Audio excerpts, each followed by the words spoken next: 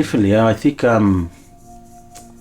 just on that journey and going through the whole process and then looking towards the future.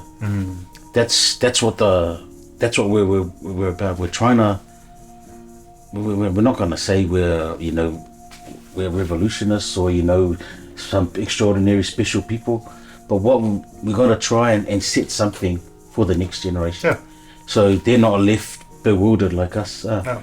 And something they can build upon. They can, because realistically, 100 years from today, if you and I are still around, I need to take the pill that we just took last day long. But the reality is, 100 years ago, there weren't anything that we could build these things on. No.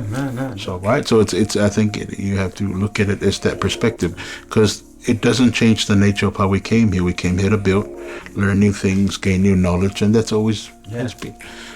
But the foundational skills that were laid there, and then have some early pioneers who have developed that, and some of those pioneers, are still alive with us. Thank the Lord.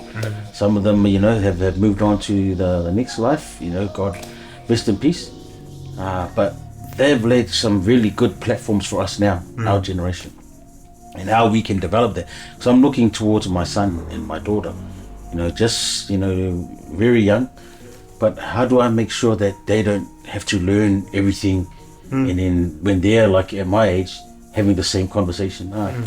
And as long as I know that they're Samoans, but they will always see themselves as New Zealanders. Aotearoa, where I wasn't born here, so I still think my origins are still in Samoa, even though most of my life is here. And it's trying to play on that dichotomy and that bilingualism that and biculturalism, that how can we foster that rather than do what they did in the days, the subtractive bilingualism. And then they only have that one way stream. Well, in your case, you're quadringular. Sounds like a tarantula.